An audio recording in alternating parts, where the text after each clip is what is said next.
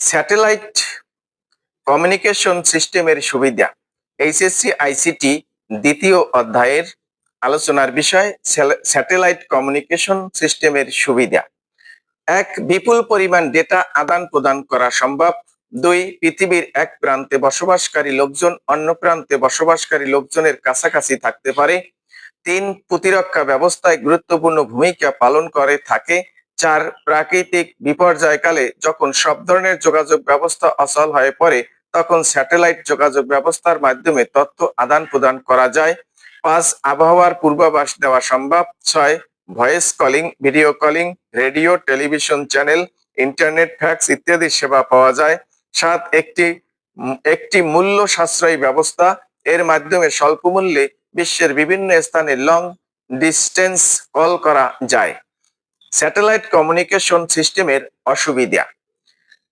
এক, স্যাটেলাইট পৃথিবী থেকে অনেক উঁচুতে হওয়ায় সেখানে সিগন্যাল পাঠাতে অনেক বড় অ্যান্টেনার প্রয়োজন হয়। দুই, স্যাটেলাইট প্রযুক্তির বাস্তবায়ন ও তদারকির বিষয়টি ব্যয়বহুল। তিন, স্যাটেলাইট কমিউনিকেশনের ক্ষেত্রে সিগন্যাল ডিলে একটি অসুবিধা হিসেবে আবির্ভূত হয়। চার, ভ্রমণরত অবস্থায় খারাপ আবহাওয়ায় কিংবা সানস্পট এর কারণে বিভিন্ন সেবা বাধাগ্রস্ত হতে পারে। পাঁচ, ডেটার অনাকাঙ্ক্ষিত হস্তক্ষেপ প্রতিরোধে বিশেষ ব্যবস্থা গ্রহণ করতে হয়। মাইক্রোওয়েভ এবং রেডিও ওয়েভের মধ্যে তুলনা।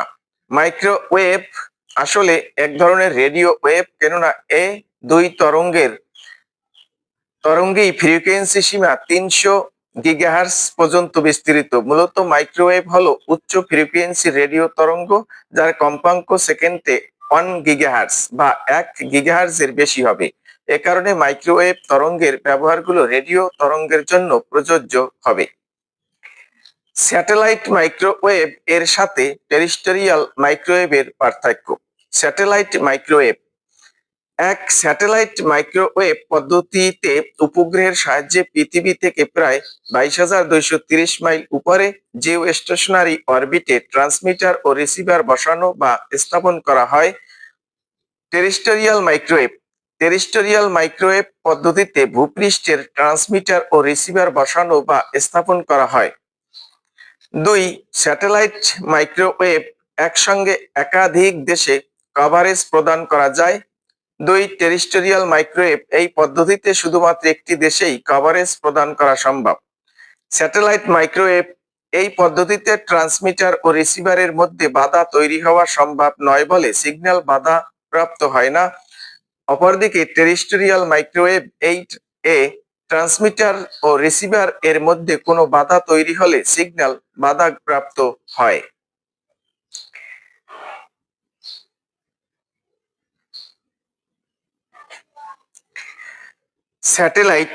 স্যাটেলাইট শব্দের অর্থ হলো উপগ্রহ। চাঁদ হলো পৃথিবীর একমাত্র প্রাকৃতিক উপগ্রহ, আর মানুষ তৈরি করেছে কৃত্রিম উপগ্রহ যেগুলো চাঁদের মতোই পৃথিবীকে প্রদক্ষিণ করে। স্যাটেলাইট বা কৃত্রিম উপগ্রহ হলো মহাকাশে উৎক্ষেপিত বৈজ্ঞানিক প্রক্রিয়ায় উদ্ভাবিত কৃত্রিম উপগ্রহ। পৃথিবীর চারিদিকে প্রদক্ষিণ করানোর জন্য আধুনিক স্যাটেলাইট বা কৃত্রিম ভূ উপগ্রহগুলোকে বায়ুমণ্ডলের বাইরে একটি নির্দিষ্ট কক্ষপথে বিশেষ ধরনের তারবিহীন রিসিভার বা ট্রান্সমিটার সংযুক্ত করে স্থাপন করা হয়ে থাকে। স্যাটেলাইটকে রকেট বা স্পেস শাটলের কার্গো বে এর মাধ্যমে কক্ষপথে পাঠানো হয়।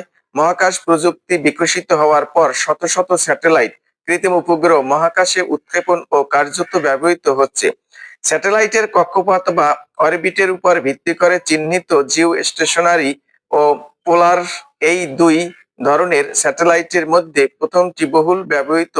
জিও স্টেশনারি স্যাটেলাইটগুলো তাদের সেবার সুবিধার্থে পৃথিবী পৃষ্ঠ থেকে 35,786 কিলোমিটার অর্থাৎ 22,236 মাইল ঊর্ধ্বে পৃথিবীর ঘূর্ণনের সাথে মিল রেখে হুবহু একই গতিতে পৃথিবীকে প্রদক্ষিণ করে। ফলে এটি পৃথিবীকে একবার প্রদক্ষিণ করে আসতে সময় নেয় 24 ঘন্টা এবং এদেরকে পৃথিবী থেকে আকাশে এক জায়গায় স্থির হয়ে আছে বলে মনে হয়। টেলিকমিউনিকেশনে ব্যবহার করার জন্য এটি প্রথম আবশ্যকীয় শর্ত। পৃথিবীতে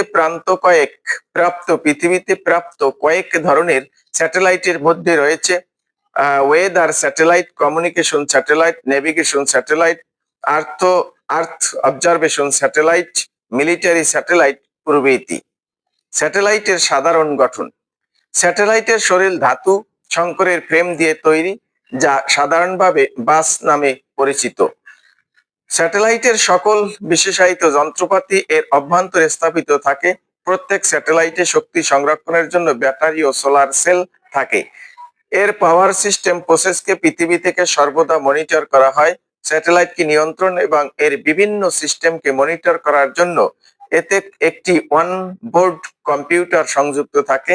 স্যাটেলাইটের আরেকটি মৌলিক বৈশিষ্ট্য হলো এর রেডিও সিস্টেম ও অ্যান্টেনা।